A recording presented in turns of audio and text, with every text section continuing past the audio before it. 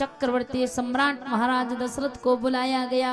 आज दशरथ जी के चारों बेटों का नामकरण वशिष्ठ जी महाराज करते हैं और वशिष्ठ जी नामकरण करना प्रारंभ करते हैं। सबसे पहले कौशल्याम्बा के पुत्र राम जी का नामकरण होता है। गोस्वामी बाबा तुलसीदास जी महाराज रामचरितमानस में वर्णन करते हैं, कौशल्याम्बा के पुत्र का नाम रखा गया राम, जिसके नाम लेने से समस्त संसार के जीवों को आराम मिलता है, उसका नाम होगा राम। क्योंकि कहते हैं ना, राम कहो आराम मिलेगा, सुबह नहीं तो शाम मिलेगा। इसलिए राम जी का नामकरण किया गया। सो सुख धाम राम अस नामा, ओ भैया अखिल लोक दायक विश्रामा, अखिल लोक दायक विश्रामा। राम का नाम आराम विश्राम देने वाला, राम की कथा विश्राम देने वाली। क्यों? बाबा जिस समय रामचरितमानस को लिखे, रामचरितमानस के परिचय में कह दिया ये रामचरितमानस राम का चरित्र है, ऐसे सुनिए। सुनने से क्या होगा? सुनत श्रवण पाइए विश्रामा। क्यों? क्योंकि रामचरित मानस यह नामा, रामचरित मानस यह नामा। ये रामचरित मानस है, राम का चरित्र जिसमें लिखा गया है। देखिए, केवल राम का चरित्र ऐसा है जिसे सुना जा सकता है, कहा जा सकता है। अर्थात अगर आप संसार के व्यक्तियों के चरित्र के बारे में जानना चाहे, किसी व्यक्ति से पूछिए भैया ये अमुक व्यक्ति, इनका व्यवहार कैसा है, व्यक्ति बता देगा ये ऐसे व्यवहार के हैं, ऐसा व्यवहार है, ऐसे है, वैसे है, सारी बात। लेकिन अगर आप व्यवहार की जगह कह दो भैया इनका चरित्र कैसा है, तो व्यक्ति नहीं बता पाएगा। क्यों? आज कलयुग के समय में व्यक्ति का चरित्र कुछ और होता है और व्यवहार कुछ और होता है। क्यों? जो दिखता है वो होता नहीं है और जो होता है वो दिखता नहीं है। लेकिन संसार के व्यक्ति के आप चरित्र के बारे में जानोगे, व्यवहार के बारे में जानोगे। व्यवहार के बारे में कोई भी आपको बता देगा, लेकिन चरित्र के बारे में नहीं बता सकता। व्यवहार आपको बता दिया जाएगा और चरित्र अगर किसी का पूछोगे, चरित्र के बारे में कुछ ना कुछ ऐसा आ ही जाएगा कि आपके मन में ऐसा विचार आ जाएगा कि बताओ हम तो ऐसा सोचते थे, ये तो ऐसे हैं। क्योंकि भगवान ने सृष्टि रची है तो सर्वगुण संपन्न किसी को नहीं बनाया। क्योंकि जड़ चेतन गुण दोष में विश्वकीन करतार, ये सृष्टि जो बनाई है ये गुण और अवगुण, ये दोषमयी प्रकृति, किसी में गुण है तो अवगुण भी होंगे। इसलिए भगवान ने ऐसी सृष्टि रची है तो किसी के व्यवहार को, किसी के चरित्र को जानोगे, कोई ना कोई ऐसी बात आ जाएगी कि मन में विचार आ जाएगा कि हम ऐसा सोचते थे, ये ऐसे हैं। लेकिन एक केवल मेरे राम का चरित्र ऐसा है जिसमें कोई दोष नहीं, केवल गुण ही गुण है। जितना सुनो, सुनते ही रहो। होगा क्या? सुनत श्रवण पाइए विश्रामा, विश्राम हो जाएगा। विश्राम का भाव ये नहीं कि सो जाएंगे, कई लोग सो भी जाते हैं क्योंकि घर में कूलर पंखे में जितनी अच्छी नींद नहीं आती ना, उतनी अच्छी नींद कथा में आती है। क्योंकि कुंभकर्ण की पत्नी जी है निद्रा देवी। जिस समय कुंभकर्ण मारा गया तो रोती हुई पूछने लगी, प्रभु मैं कहाँ जाऊंगी? तो भगवान ने कह दिया कि जहां मेरी कथा होगी, और कथा में जिसका मन नहीं लगेगा, उबासी आएगी, उसके ऊपर जाकर बैठ जाना है। क्योंकि पहले आलस्य आता है, फिर निद्रा देवी। आलस्य कौन है? निद्रा देवी का भाई है। पहले आलस आएगा, क्योंकि जैसे आप हम सभी लौकिक रीति में भी देखें, या भैया लोगों की माताओं को, चाहे आपकी माता जी हो, बहन जी हो, भाभी जी हो, जो भी हो, वो कहीं जा रही हो और मान लो आपको बस में बैठाना हो, तो भैया जी पहले बैग लेकर पहुंच जाते हैं कि हम सीट रोक कर रखेंगे। तो बहन जी बाद में जाती हैं, बस का 5 मिनट का समय है, भैया पहुंच गया और सीट पर जाकर रुमाल डाल दिया, ये हमारी सीट। होता है ना?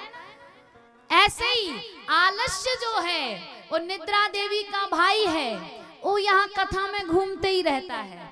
बस जिसका बार बार मुंह फटा, वो समझ गया कि हाँ हमारा काम यहाँ हो जाएगा, तो पहले पहुंच जाता है उस सीट रिजर्व करने के लिए। सीट रिजर्व हुई, फिर थोड़ी देर बाद अपनी बहन को बुलाता है, आ जाओ सीट बुक है, बैठ जाओ। और वो जो बैठी तो पहुंच गए सीधे, और फिर 3 घंटे तक खूब सोले।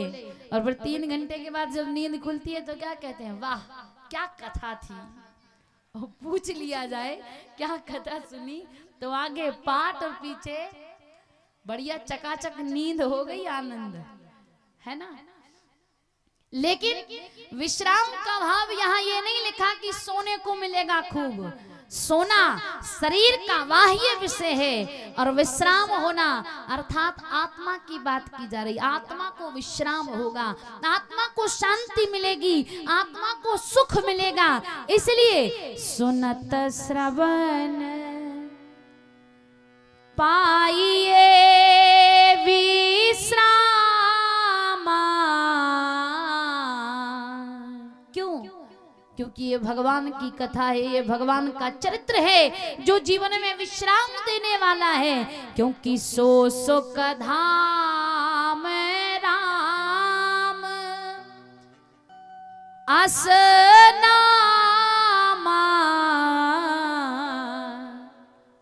सुनत श्रवण पाइए विश्रामा, सुनत श्रवण पाइए विश्रामा। ये भगवान की कथा से आत्मा को विश्राम होगा, आत्मा को सुख होगा, आत्मा को शांति मिलेगी। क्यों? व्यक्ति सुख चाहता है, शरीर के लिए भौतिक वस्तुओं से सुख ढूंढ लेगा, लेकिन आत्मा के लिए सुख मिलता कैसे है? आत्मा को सुख मिलेगा परमात्मा के भजन में, भगवान की भक्ति में। 2 चीजें होती हैं, एक व्यक्ति का शरीर का बाह्य विषय, एक आंतरिक विषय। तो शरीर के सुख की बात जब आए तो व्यक्ति सोचता है बढ़िया बढ़िया भोजन करने में आनंद है, बढ़िया बढ़िया कपड़े पहनने में आनंद, गाड़ियों में घूमने में आनंद, लेकिन इसमें आत्मा को आनंद नहीं है। आत्मा को आनंद कैसे होगा? भगवान की कथा में, सत्संग में, भक्ति में। क्योंकि शरीर को अगर पोषित पल्लवित करना है तो भोजन की आवश्यकता है, लेकिन आत्मा को पल्लवित पोषित करना है तो भजन की आवश्यकता है। शरीर के लिए भोजन, आत्मा के लिए भजन।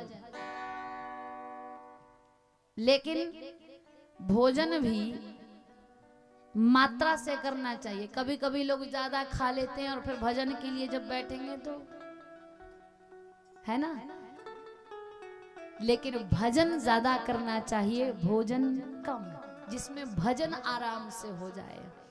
सो सुख धाम राम अस नामा, नाम रखा गया भगवान श्री राम का। सो सुख धाम राम, राम नाम होगा इनका। फिर आगे नामकरण कर रहे हैं देखने में राम जी के जैसे कैकई अम्बा के सुपुत्र, क्योंकि कहा जाता है भरत राम ही की अनुहारी, सहसा लख न सकहि नर नारी। दूसरे नंबर पर कैकई माता के सुपुत्र भगवान श्री भरत जी महाराज का नामकरण होता है।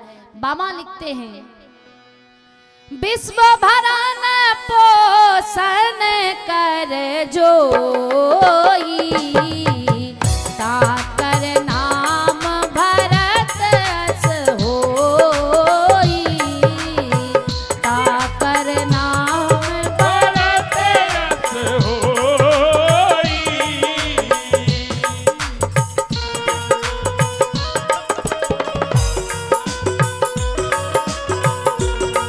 जय हो।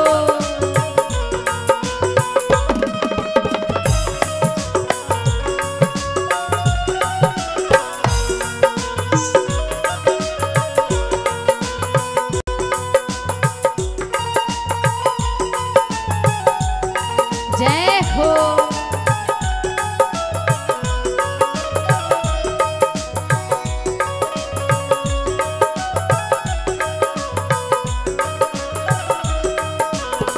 जाके सुमरन तेरी पुनासा, जाके सुमरन तेरी पुनासा, नाम शत्रुघ्न वेद प्रकाशा, नाम शत्रुघ्न वेद प्रकाशा।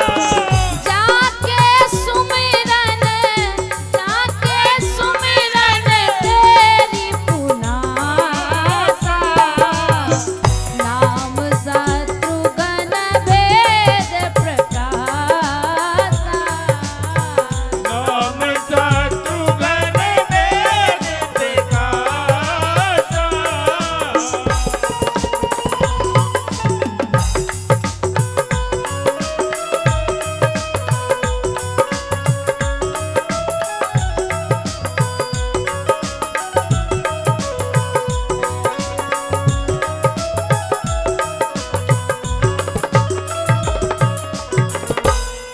दूसरे नंबर पर भरत जी का नाम रखा गया जाके विश्व भरण पोषण कर जोई, ताकर नाम भरत अस होई।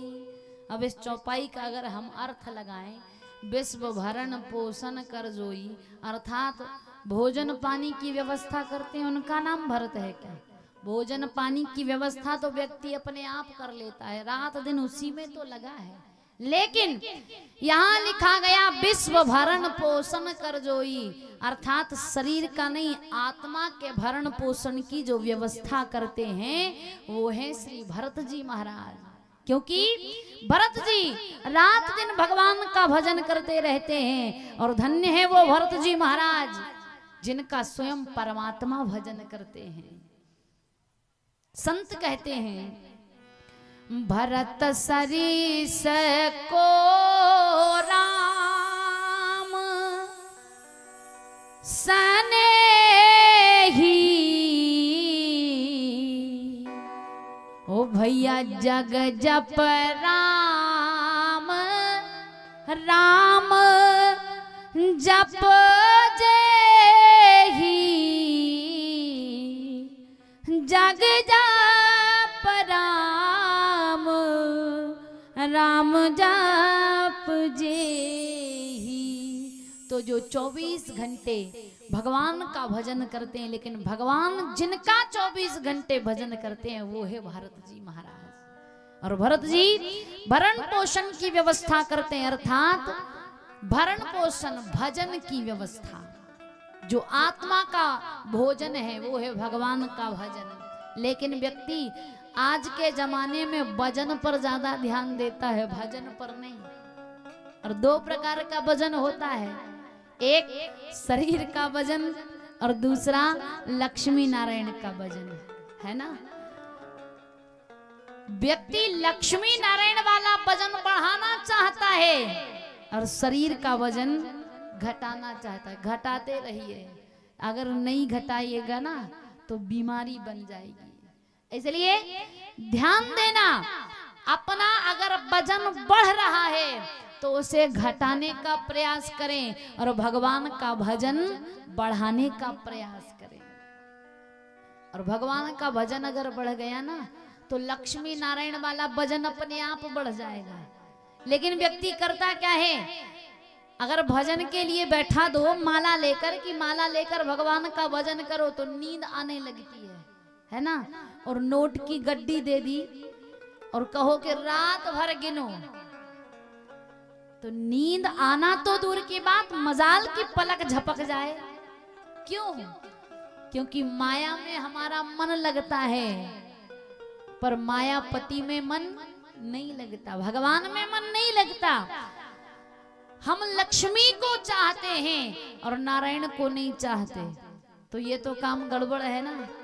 जैसे किसी भी माता बहन को आप अपने घर बुलाइए और उसके पतिदेव को मत बुलाइए, वो आने देगा क्या? दो चार डंडे उसमें देगा और दो चार तुम में देगा कि जब हमें नहीं बुलाया तो तुम्हारा बुला हुआ कैसे, हम नहीं जाएंगे तो तुम भी नहीं जाओगे। जब लौकिक दृष्टि में ये होता है तो फिर पारलौकिक दृष्टि भी समझिए। आप नारायण को बुलाइए, लक्ष्मी अपने आप दौड़ी चली आएगी। लेकिन हम लक्ष्मी को बुलाते हैं और नारायण को भूल जाते हैं, तो बताओ जब नारायण नहीं आएंगे तो लक्ष्मी आएगी क्या? इसलिए जिसे भी लक्ष्मी चाहिए वो नारायण को बुलाए, भगवान का भजन करो। नारायण के अनेक रूप हैं, जो रूप आपको अच्छा लगे वो से भजिए। राम को भजो, कृष्ण को भजो, शिव को भजो, देवी को भजो, जिसको भी भजो, लेकिन भजन कीजिए। और भजन आप करोगे तो संसार की ऐसी कोई वस्तु नहीं जो आपको मिल नहीं सकती, संसार की ऐसी कोई सुख सुविधा नहीं जो आपको मिल नहीं सकती। क्यों? अगर हम भगवान के हो जाएं तो भगवान ऐसी कृपा करते हैं, क्योंकि मैंने एक दिन और बताया था भगवान को गरीब निवाज कहा जाता है। गई बहोर गरीब निवाजू, सरल सबल साहिब रघुराजू। इसलिए भगवान को भजें, भजने से संसार की हर वस्तु सुलभ होगी। मन क्रम बचन छाड़ी चतुराई, तो भजत कृपा करिहगी रघुराई। और भगवान ने अगर कृपा कर दी तो क्या होगा? जो इच्छा करिहु मन माही, तो प्रभु प्रसाद कछु दुर्लभ नाही। जो इच्छा होगी सब मिल जाएगा, बस भगवान को समर्पित हो जाइए। क्योंकि संसार में तीन चीजें होती है, एक अर्पण, दूसरा तर्पण और तीसरा समर्पण। अर्पण, जैसे कोई वस्तु हमारे पास रखी है और उसकी हमें आवश्यकता नहीं है और किसी दूसरे व्यक्ति को आवश्यकता है, उसने आकर हमसे कहा भैया जी ये वस्तु की आवश्यकता है, आपको काम नहीं, हमें दे दीजिए, हमने उसे दे दी, हो गया अर्पण। दूसरा होता है तर्पण। तर्पण अर्थात जब पितृपक्ष आते हैं, श्राद्ध पक्ष जिन्हें हम कहते हैं कनागत, उन कनागतों में हम अपने पितरों के लिए जो जल देते हैं, जो तर्पण करते हैं, उसे तर्पण कहा जाता है। अर्पण, तर्पण और तीसरा समर्पण। ये काम बड़ा कठिन है, लेकिन समर्पण अगर हो जाए तो समझ लो जीवन में आनंद ही आनंद है। समर्पित हो जाइए, किसके? संसार के और संसारियों के नहीं, भगवान के समर्पित। क्यों? भगवान के समर्पित अगर हो जाओगे तो संसार में ऐसा कोई काम नहीं जो रुक जाए, संसार की ऐसी कोई वस्तु नहीं जो आप पा ना सकें। लेकिन समर्पित होना बहुत कठिन काम है। हम भगवान के मंदिर में खड़े होकर कहते जरूर है, तन मन धन ये जीवन सब कुछ है तेरा, ओ स्वामी सब कुछ है तेरा, तेरा तुझको अर्पण प्रभु जी का प्रभु को समर्पण, क्या लागे मेरा ओ। पर देखिए व्यक्ति कितना स्वार्थी है। पहले आरती गाएगा तो आरती के पहले या दूसरे पद में सुख संपत्ति घर आवे, और फिर कष्ट मिटे तन का, ऐसा क्या बचा जो आपने मांगा नहीं? सुख संपत्ति घर आवे, मतलब सुख संपत्ति मिल गई, सब मिल गया, और फिर बचा खुचा तो कष्ट मिटे तन का, और फिर बाद में तन मन धन यह जीवन। भगवान कहते अरे जब सब मेरा ही था तो मांगा क्यों, फालतू में परेशान करना। और बस व्यक्ति कहता ही है। मान लो व्यक्ति कह रहा हो तन मन धन यह जीवन सब कुछ है तेरा, और भगवान तुरंत प्रकट हो जाए कि अपनी एक उंगली काट के जल्दी चढ़ा दो, तो चढ़ाएगा व्यक्ति कि हम तो वैसे ही कह रहे थे, है ना? नहीं कर सकता, क्योंकि होता है कभी कभी ऐसा। एक बार एक माताजी जंगल लकड़ियां काटने के लिए जाती और उन्हीं लकड़ियों को बेचकर अपना जीवन चलाया करती थी। बेचारी वृद्ध हो गई।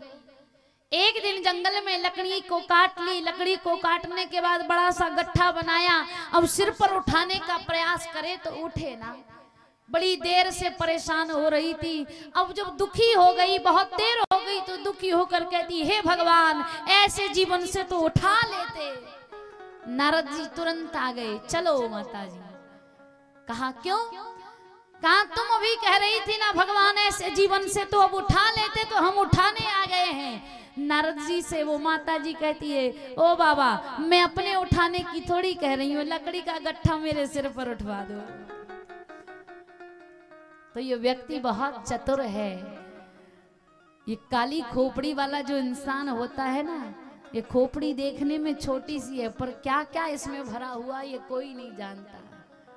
हम प्रार्थना करते हैं तन मन धन यह जीवन सब कुछ है तेरा। भगवान को ये नहीं चाहिए है, भगवान की कृपा है तुम्हें दिया है, इसका भोग करो, लेकिन जरूरी नहीं कि भोग ही करते रहो, इसको अपने उपयोग में भी लो और धर्म के कार्य में भी लगाओ। क्योंकि भगवान ने दिया और भगवान के काम में ही अगर नहीं लगाया तो फिर तो काम गड़बड़ है। क्योंकि धन की तीन गति, भोग, या तो इसका भोग कर लो और भोग नहीं करोगे तो इसका नाश होना है, काम गड़बड़ कर देगी, गलत जगहों पर लगेगा, गलत काम में लगेगा, इससे आपके परिवार के लोगों की बुद्धि में विकार उत्पन्न होगा। इसलिए भगवान ने जो संपत्ति दी है इसका भोग करें, लेकिन भगवान के कार्यों में भी लगाते रहे, भगवान का भजन करें, समर्पण कर दें भगवान को। हे प्रभु आपने दिया है, आपका है, हम भोग रहे हैं। लेकिन समर्पण कैसा होना चाहिए? जैसे दूध और पानी को आप देखिए, आप पानी में कुछ भी अलग उसका रंग हो जाता है, लेकिन जब दूध मिलाया जाता है तो पानी सोचता है मैं ऐसे अपने रंग में नहीं रंग पाऊंगा, इसलिए क्यों ना मैं स्वयं ही इसके रंग में रंग जाता हूं। और जब पानी दूध को समर्पण कर देता है, दूध के रंग में रंग जाता है, परिणाम ये हो जाता है पानी 20 रुपए लीटर, दूध कितने रुपए? 50 रुपए लीटर। बताओ पानी भी दूध के भाव में बिक जाता है। और जो लोग दूध को बेचने वाले होंगे ना, वो अच्छे से जानते होंगे, है ना। क्योंकि एक बार की बात, एक जगह पर एक दूध वाला दूध बेचने के लिए जाता था। तो दूध बेचने के लिए जब गया, एक दिन लेट हो गया, तो जिसके यहाँ दूध देता था उसने कहा, अरे आज बड़े लेट आए। तो दूध वाला कहता, हम क्या लेट आए, आज नल ही लेट आए। मतलब जो दूध वाले वो अच्छे से जान गए होंगे। तो पानी जो दूध में जाकर मिलता है, तो अपना रूप दिया दूध ने, अपना भाव दिया। पर देखिए पानी का भी समर्पण, जिस समय दूध को उबलने के लिए रखा जाता है, जब तक उसमें पानी होता है, पानी दूध को जलने नहीं देता। और पानी खत्म हुआ, माताएं बहनें जानती होंगी, दूध जल जाता है, उफनने लगता है। जब उसका पानी समाप्त हो जाता है, पर माताएं भी बड़ी चतुर होती हैं, जरा सा पानी लेंगी और जो ही उसमें छींचा, वो ज्यों का ज्यों, मतलब मित्र से मित्र मिल गए।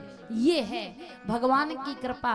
अगर भगवान को समर्पण कर देंगे तो भगवान ऐसी कोई वस्तु नहीं जो ना दे। जो इच्छा करी हूँ मन माही, सब मिलता है, बस भगवान के आश्रित हो जाओ, भगवान को समर्पित कर दो। और भगवान को समर्पित हो जाओगे ना, तो फिर क्या होगा, इसके उदाहरण में आप हमें देख लो।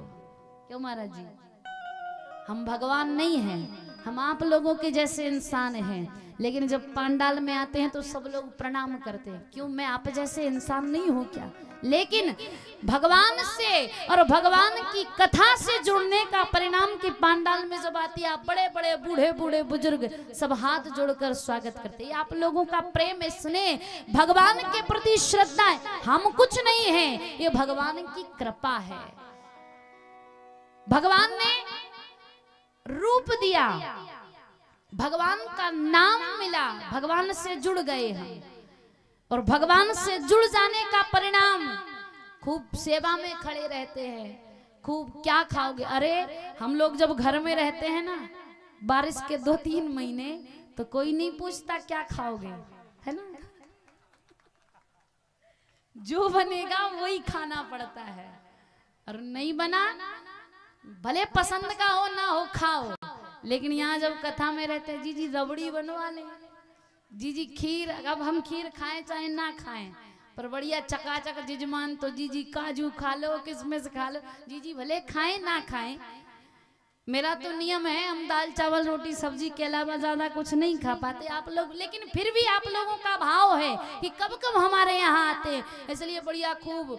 आज भैया के यहाँ पर गए थे, तो भैया कहे जी जी जी घी की पुड़ी बनाओ। अरे भैया पचेगी जब ना, घी की पुड़ी खाएंगे। खूब आप लोग देते हैं, खिलाते हैं, सेवा भाव रखते हैं। किस लिए?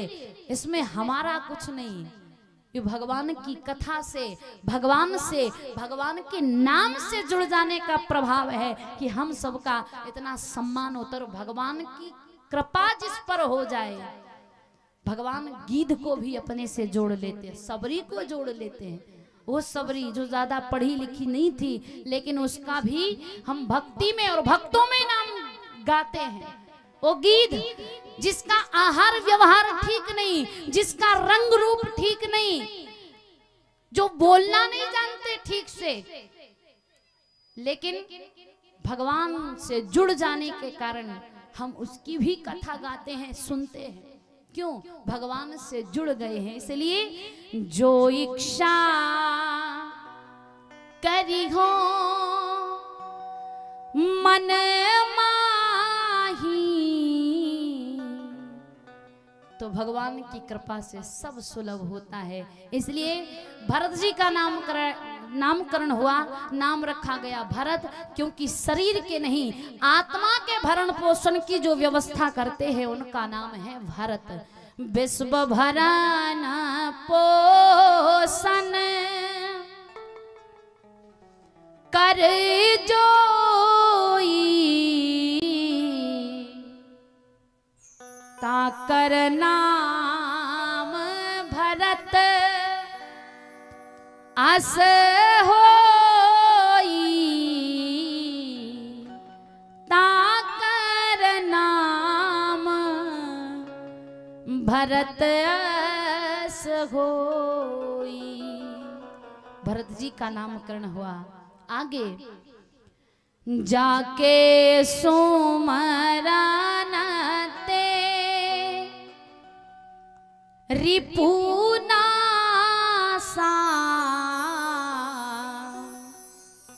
नाम शत्रुघ्न वेद प्रकाशा नाम शत्रुघ्न वेद प्रकाशा। शत्रुघ्न जी का नामकरण हुआ। जिसके नाम स्मरण से शत्रुओं का नाश होता है उसका नाम है शत्रुघ्न। और देखिए जो राम जी के नाम की चौपाई है, ये चौपाइयां मैं हर जगह बताती हूँ क्योंकि रामचरितमानस की चौपाई मंत्र नहीं महामंत्र है। और रामायण की चौपाइयों से अगर किसी का लाभ हो तो हमारा क्या बिगड़ जाता है। इसलिए जीवन में अगर सुख चाहिए तो राम जी के नाम की चौपाइयों को आप हमेशा बोलते रहिए। सो सुख धाम राम वसनामा अखिल लोकदायक विश्रामा। इस चौपाई का पाठ कीजिए। भरत जी के नाम की चौपाई को आप भंडार गृह में रसोई घर में लिखवा कर रखिए। विश्व भरण पोषण कर जोई ताकर नाम भरत अस होई। आपके यहाँ भंडार में कभी कमी नहीं आएगी। शत्रुघ्न जी के नाम की चौपाई जाके सुमरन तेरी पुनासा नाम शत्रुघ्न वेद प्रकाशा। इस चौपाई को आप किसी काम के लिए जा रहे हैं और आपको शत्रुओं से भय है, इस चौपाई को बोलिए आप 11 बार और अपने काम पर निकल जाइए। आपके शत्रु भी मित्र बन जाएंगे। जो काम नहीं हो पा रहा होगा वो काम भी हो जाएगा। और इस चौपाई को अपने वाहन गाड़ियों पर लिखवा कर रखना चाहिए। हमारी गाड़ी जो है बोलेरो, आप उसमें देखिए लिखी हुई है जाके सुमरन तेरी पुनासा नाम शत्रुघ्न वेद प्रकाशा। इस चौपाई को लिखने से कभी जीवन में दुर्घटना नहीं होती। और दुर्घटना अगर हो भी जाए तो ऐसा नहीं हो कि लंबी टिकट कट जाए, क्योंकि हमारी जिंदगी का अनुभव है 2011 से ये 24 चल रही है। कहां कहां 24 2500 किलोमीटर तक हम चलकर आए हैं बैजनाथ धाम। लेकिन दुर्घटना कोई बात तो दूर की बात, कभी गाड़ी का टायर हुआ ऐसी भगवान की कृपा है। लेकिन निवेदन, रामचरितमानस की चौपाइयां मंत्र नहीं महामंत्र है और काम भी करती हैं, लेकिन काम कहां करेंगी? जिस परिवार में सात्विक वातावरण हो, जिस परिवार में भगवान पर आस्था विश्वास रखे जाते हो, जिस परिवार में छोटे बड़े करते हो, बड़े छोटे से प्रेम रखते हो, जिस परिवार में का भक्षण ना किया जाता हो। नहीं आप लोग लिखवा लो चौपाई और बढ़िया 6-7 बजे लगाओ और गाड़ी पर बैठ जाओ और सोचो कि अब तो चौपाई लिखी है, अब तो हमारा कुछ नहीं, सीधे उड़ा दो। तो फिर भैया ऐसे में तो मैं नहीं और रामचरितमानस की चौपाई नहीं, भगवान नहीं है जो आपको बचा ले।